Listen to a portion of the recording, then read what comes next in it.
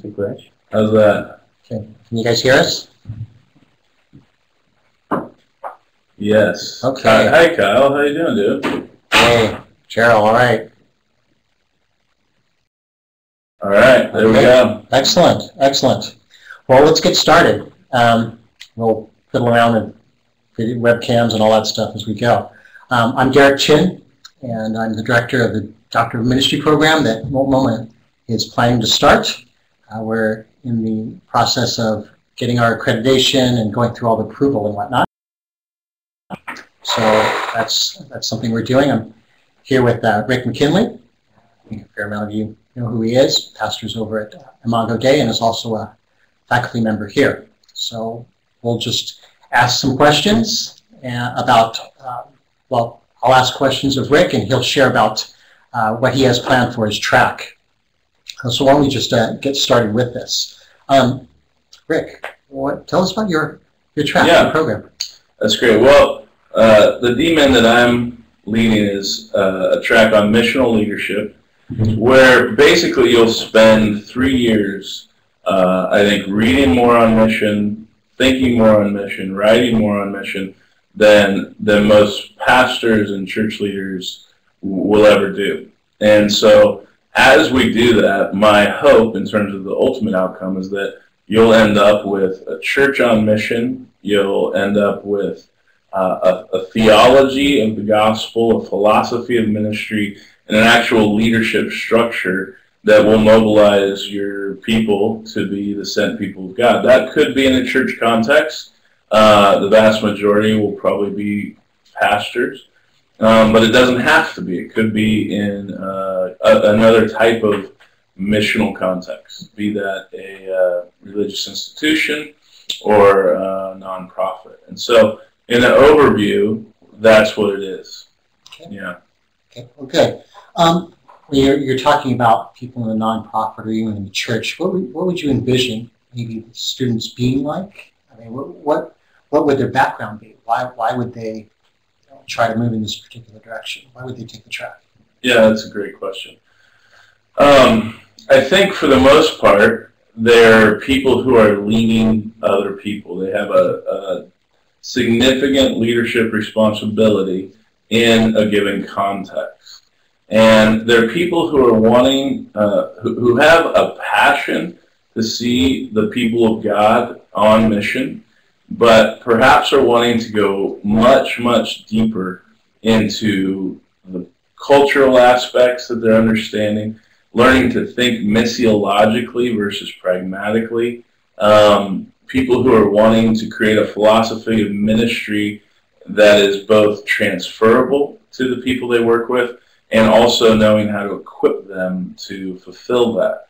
And so we're talking about people who have been given, called, gifted to a particular leadership responsibility and who ultimately want to mobilize their people. And to be fair, the dominant conversation within Christian culture tends to either move towards a high theology, where you simply preach it and they will come, and it lives under the presupposition that information equals transformation, right, which I think history proves is not true, and the Enlightenment has proved it's not true. Because of the vacuum that creates, then you have a movement of leaders towards pragmatism. Okay. Don't tell me why, just tell me how, which never ends up discipling our people. And what we're talking about is a third conversation. Okay. Really, that in my estimation should be the dominant conversation. Okay. Good, good. I'm sure folks will probably want to hear more about that. You know, as you're saying, it's a little choppy. Choppy. Okay. The reception, the choppy. Yeah, the video or the sound.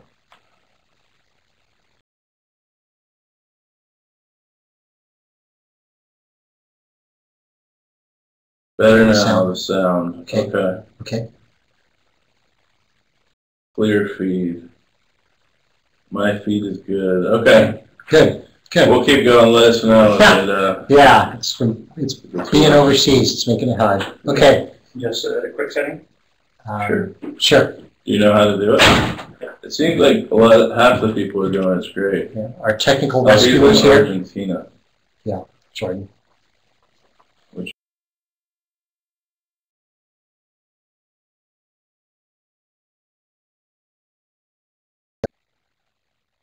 that better? Huh. He said it's better. Yeah. Good. All right.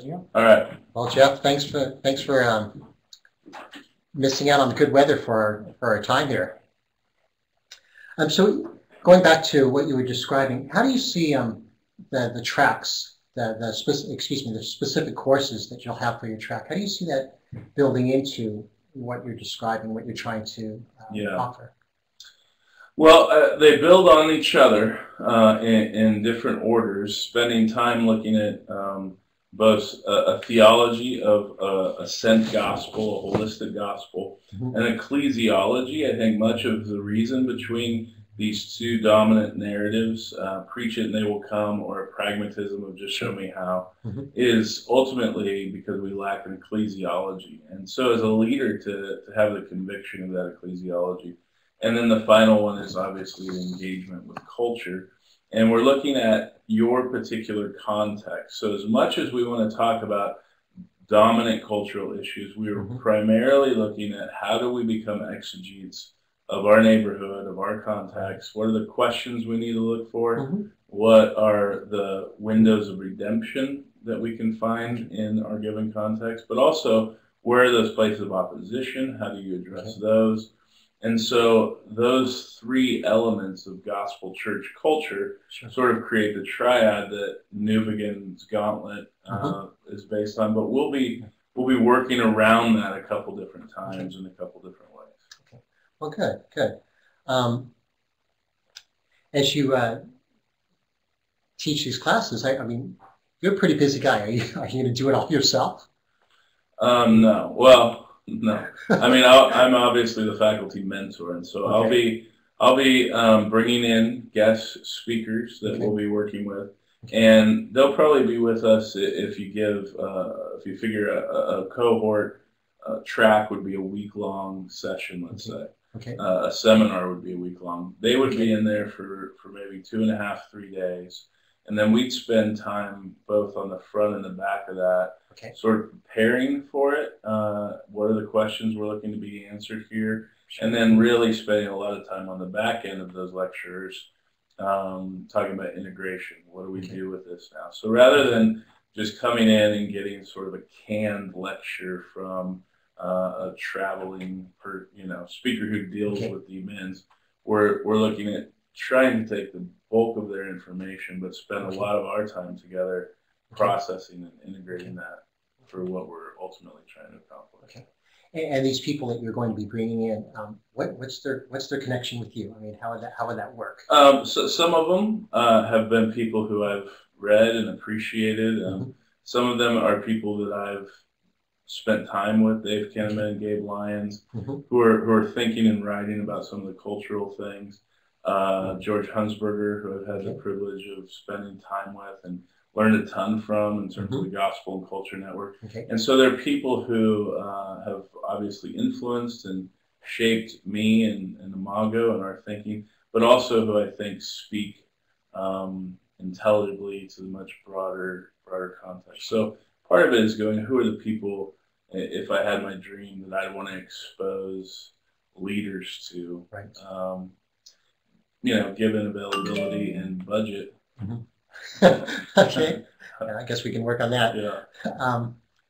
But, well, here's a logistical question. I think maybe people might be wondering, when are these classes going to be held? I know there's an option that, it's 2 weeks out of the year. And it could be 1 week in January, 1 week in the summer, July or June. Do you have a sense of what you would like to do? I mean, will you do it one week in each month, or would you lean it towards just 2 weeks in the summer or 2 weeks in January? I mean, you have a sense of what you might like to do, or? Yeah, I mean, to be honest, I haven't completely thought through it. When I did my doctorate, it was 2 weeks, and that was a long 2 weeks. Mm-hmm. It was good to have it over with, but it was also a long time to be away. Okay. So there could be sort of a summer-winter option. Okay. The other thing is when you're in those intensives, which isn't always the best way to learn, mm-hmm. because you're getting lots of content. To be able to have time to process, to think, to write, and obviously the goal of the DMin isn't that you just get some letters by your name, but it's that you're going to put together your dissertation, your thesis, mm-hmm. and you're going to actually have something that you're creating that could be something that potentially you're working on for the rest of your life. Right. Or right. It's significant to the mobilization of the people you lead. That's a significant thing for me. And sure, I want sure. us to have the time to process and think and ask the questions. Otherwise, we're just jumping through hoops to get a degree. So I'm leaning towards twice a year. Okay. Well, good.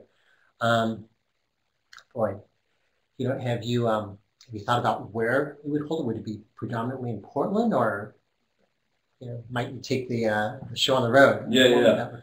We've talked about that, looking at perhaps creatively figuring out how, where we would do these, whether it be urban context, rural context, looking at different cultures that perhaps were made up even in the cohort, and saying, what if we went, depending on facilities and availability, what if we had one in urban LA and we had one in a rural place or something like that, but being in different contexts create the experience of saying, not only are we going to look at classroom, but let's get out into the culture and just start asking some of these questions and test our thesis. Sure. Well, along those lines, I mean, what would you hope for with when a person finishes the classes, they've done their dissertation? What are they going to come out? What would the sort of the end result? What would you like to see? Yeah, I'd love to see them as a leader who thinks critically, who you could put in any cultural context and they could figure it out. So they think missiologically enough to go, hey, let's drop them off in Asia, let's drop them off in this little rural community. They know how to think about culture. They also have conviction and understanding of the gospel in a holistic sense. And so that, coupled with their engagement with culture, is going to create an ecclesiology and an understanding of discipleship that's going to mobilize people for mission. To be able to do that in a way that's not purely pragmatism, but actually comes out of the person's life, that's what we're looking for. And I don't think you can do it without intense study, reading, carving out space in your life to give time to spend 3 or 4 years really thinking about it. Okay, good. Well, I'm thinking, what if we sort of turn this loose and take some questions? Sounds good. I'm sure you guys have got something on your mind. It would be great if we could hear from you. Feel free to type it in. We'll go via chat.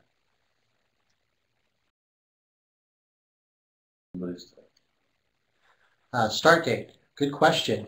Something what we are shooting for is June or July of 2013.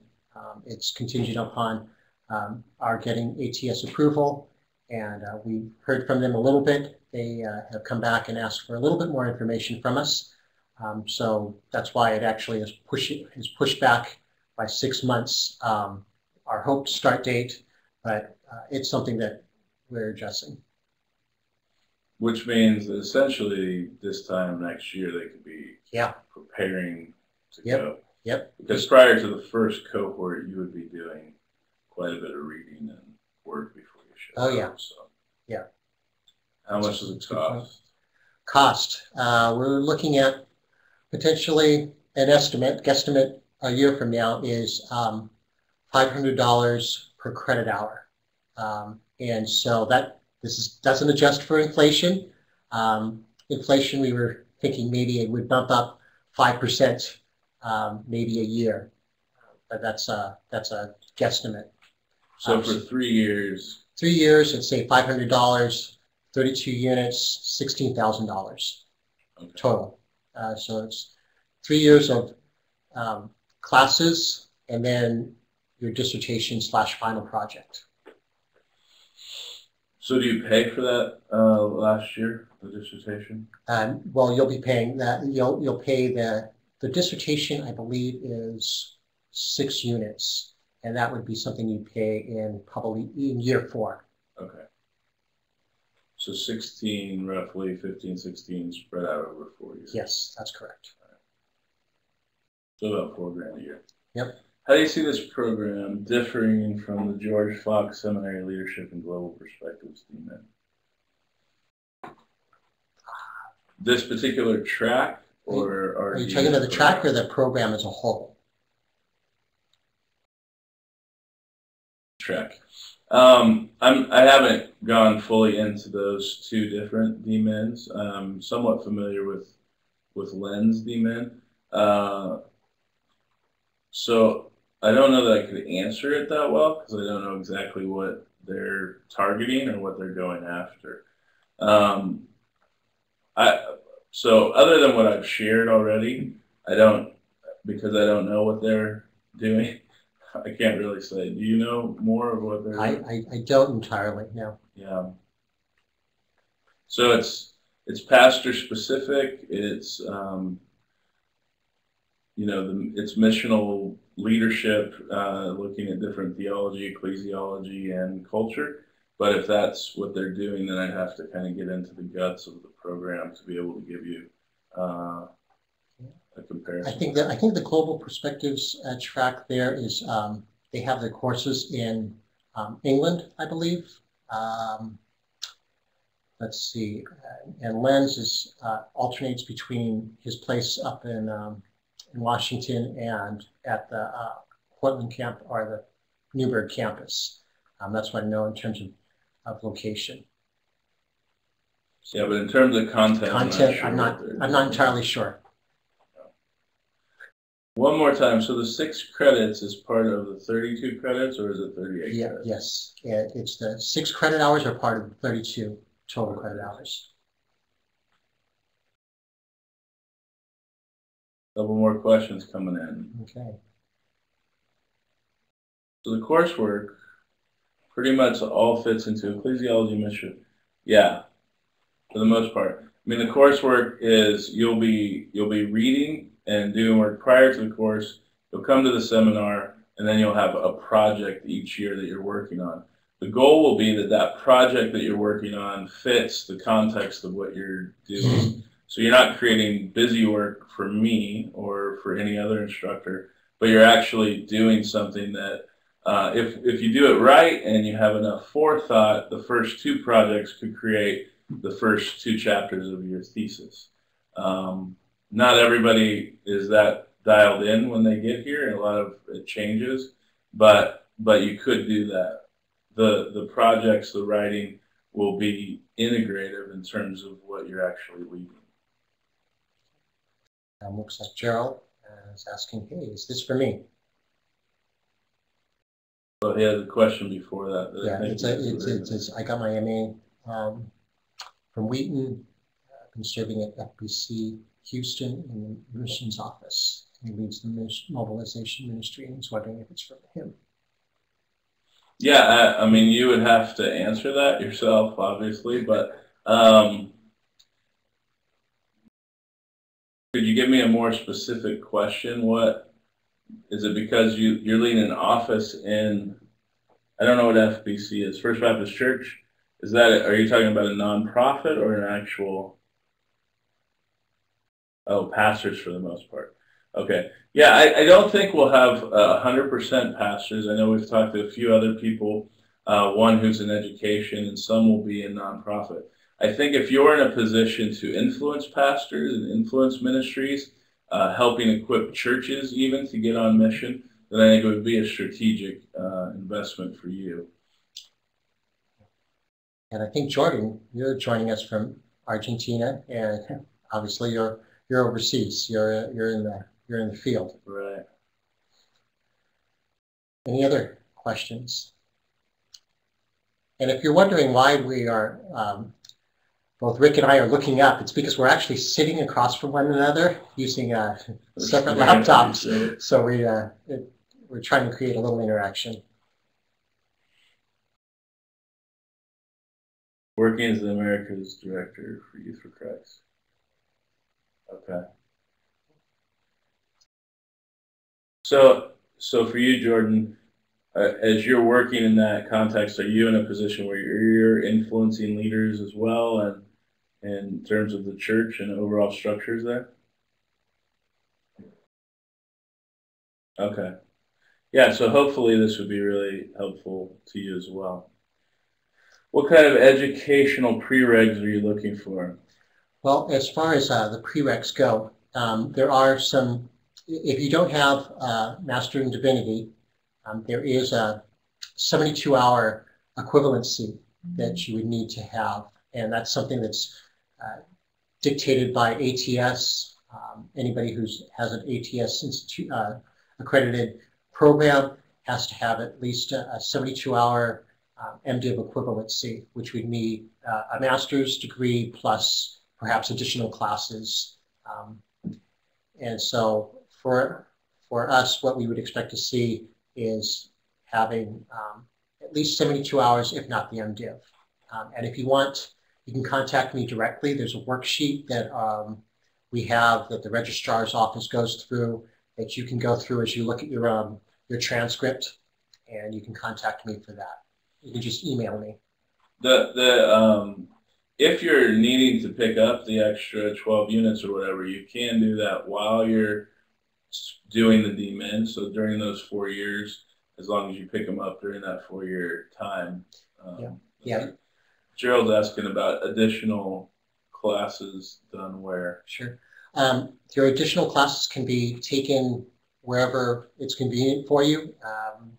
Multnomah has online classes, as we also have distance education as that picks up. You'll be able to take the classes that we offer in terms of distance ed. We call it Multnomah Live. It's a video conferencing. We'll have a video capture so that you would be able to actually see your classes asynchronously, meaning you don't have to attend class or be online at a certain time. You'll get a lecture. It's done early in the week, and you can watch it at your convenience, and then you'll interact with the professors probably through a forum. So your classes can be done either with Multnomah or another school, and it would need to be a school that is recognized for their accreditation, either by ATS or there's a higher education board that's in the US as well as in Canada. As long as those institutions are recognized, you can take classes from them. Any other questions that you guys and gals have? I'd love to hear. We have one coming through, but I'd love to hear for those of you who are tuning in, and as we are in the process of formulating this still, so nothing's in concrete. What makes you interested in the track, the DMin? What are the kinds of things you'd be hoping to walk away with as where you find yourself right now?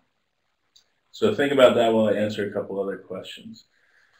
Moving to Victoria, BC this June for the Sears region, Vancouver for some of the preregs. Yeah, you could do region for preregs. Do you take doctoral transfer credit into the program?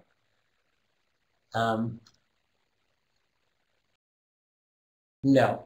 They wouldn't be able to transfer just because each track has a set amount of credits, and each instructor each faculty mentor is going to have students on a particular track. So even though you have credits that you might transfer in, they don't necessarily, wouldn't necessarily fit what each faculty mentor has. So the tracks themselves are designed specifically with an intended outcome and goal. One question, is there family housing for on-campus time? There will be. They're actually building apartments and that's something that probably would be available during the summer. I'm not sure what January term would look like. So I also know that there are, like, for Imago, for the one that I'm leading, we would, if you couldn't afford that, we'd have families that could put you up. So you can stay at Rick's house. That's what I'm hearing. no, you can stay at Len Sweet's cabins in Orcas Island. I don't know what it means. So just commute in. Other questions in regards to what you'd be hoping to get out of a track on missional leadership, or why the DMin is interesting to you at this point?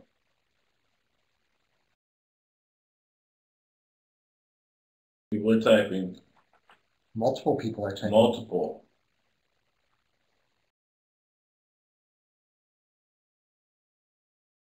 Also, this webinar, it's being recorded, so this will be available if you wanted to look at it again, trying to remember what was said, or if you think that somebody might be interested, and obviously they weren't able to make it, this will be posted later on.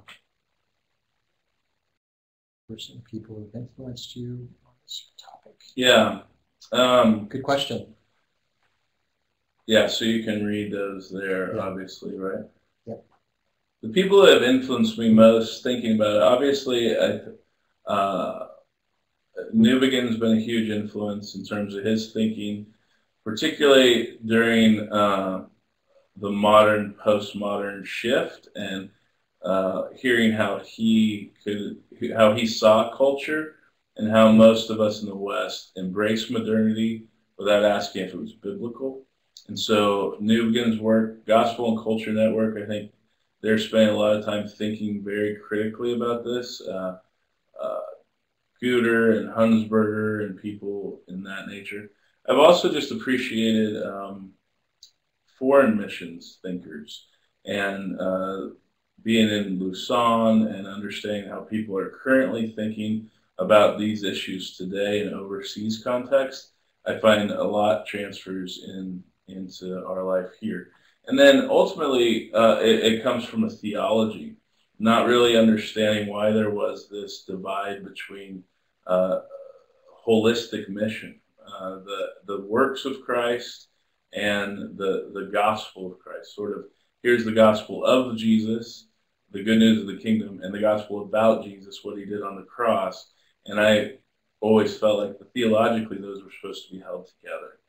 And so part of it's just being in church for 20 years, studying theologically down that lane, and then getting exposed to great theologians and missiologists. And so it creates a passion for me, because I feel like pastors and leaders should be leading out of a theological framework and be great thinkers. And it feels like it's just gotten reduced to what you can pull off.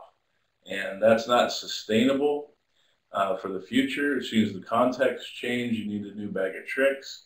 I think that's why you see such a rotation of pastors in and out for a handful of years. I don't think it's reproducible. I don't think we can train up the next generation to go anywhere in the world and think critically and missiologically and gospel-centered. And so for all those reasons, it's a huge passion of mine. And I would say those are the big thinkers that have shaped me in that way. Okay, good question. How much mentor time can I have? I'm assuming would that be with a faculty mentor, or with, which would be Rick, or are we talking about other adjunct faculty? Could you expand on that a little bit, Joe? Let's see, Greg, do we have a course list or anything that describes specifically what we'll be taking? We do have sort of a general outline of what the courses will look like. There's I guess it's sort of a draft close to. Yeah, we have a draft that lists the outcomes as well as the seminar topics. Yes, but I can get that to you, Greg. A faculty mentor. What was the question? Yours was, how much mentor time will a person have, specifically the faculty mentor? Right. You. Well, when we're in the seminars, those are 8-hour day kind of classes. So there's that whole week. I'll be available to you throughout the year as well when you need questions answered. And then, so access will be there for sure. If you're talking about outside time during the seminars, that's a little tough because they're pretty full, but you'll have access to me during the year as you're processing and asking questions and working through your project. So I can't quantify it hourly per se, but I will be available to you. Let's see, Gerald asked, during the meeting, in between meetings, will we have access to you or other teachers who will give it oversight? I think there's one thing is that there's 1 credit hour for each class. So each seminar will be 4 credit hours. 3 credit hours will be in-class seat time. There'll be 1 credit hour which is done basically interacting via forum online, and that'll be basically between the time that you end class till the next course. So that will be something where there's an in-between meeting that's taking place between actual face-to-face courses. Yeah. Okay. We're both reading.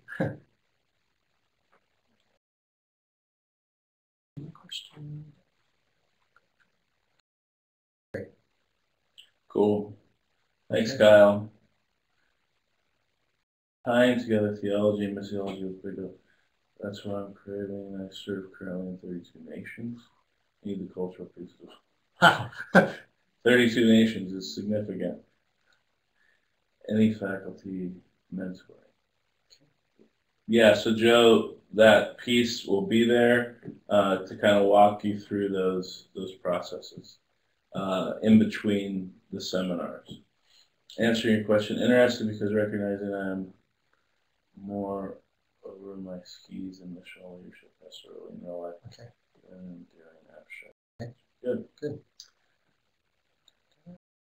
Great. Great. Any other questions that come to mind? I mean, we've got some time left. Yeah. I'd say too that for those of you that are considering as we get moving further down the road, we'll obviously have a much clearer picture of what the seminar is, when they'll show up, all those things. So feel free. Derek is basically full-time doing the DMin directorship, so he can, he's just a wealth of information. Thanks, Gerald. To answer the specifics. Yeah, let's see. Is there a limit on the number in the cohort? Yeah. Go ahead. Well, I was just saying it's 20 or below, right? Yeah, it'll be about 20 or so, and then once we fill up, you'll have to wait till the next run. And really, the goal here is, if you've looked at DMins, some do the cohort model, and others do more of like a kind of a salad bar. You just pick whatever you want, and as soon as you get enough units, you get a DMin. The cohort model is great, particularly in these kinds of topics, because as much as you get out of the seminars, hopefully there's a community that gets built. And the relationships that you build with practitioners who are in it, they're thinking critically, they've done the hard work, they are educated, and they want to go much deeper. Those are relationships that you have for the rest of your life. And so the cohort model really does create a community of learners and practitioners that I guess what I appreciate about it is that there's a peerness even with the faculty mentor, be that I or Paul or whoever. There's sort of a peerness that we're just all in this, learning together, processing things together, and so we're on the journey together. So it's limited to 20-ish to keep it small enough so that community can actually get established. Right. And one of the things that we've also tried to be intentional on is that because the faculty mentors, because of the structure, really, the folks, the adjunct instructors, anybody, the guest presenters, our goal, our hope is that they are people who already have relationship with the faculty mentors. And the idea is that you actually come into an existing relationship with people And we see that as actually having a little more both substance and being able to dive more into really the ongoing conversation that's taking place in ministry. And you're basically getting to be a part of people who are already doing it. They know one another, and in some respects, you're almost a fly on the wall listening in, but you're also a participant. Yeah. And what's great about the DMin is that everybody has to have, 3 years of ministry experience? At least 3 years. And what you tend to have is people with much more than that. I've taught DMin courses where you had half DMin and half THM. So half the class is been in ministry for 5 years plus, and the other half is thinking about being in ministry maybe one day. Well, that conversation is pretty diluted at times. And it's not anything about the THM. It's just that when you've been in the trenches, when you've been wrestling through these issues, it really matters that the rest of the room are a group of peers. So, great. Sounds good.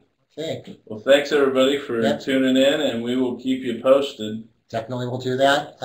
Yeah, we'll end the conversation pretty soon. A couple more people are typing, so we'll answer your questions. But if you need to log off, feel free. Thanks, James. Thanks, Holly. Okay. Thank you much, gang. Take care.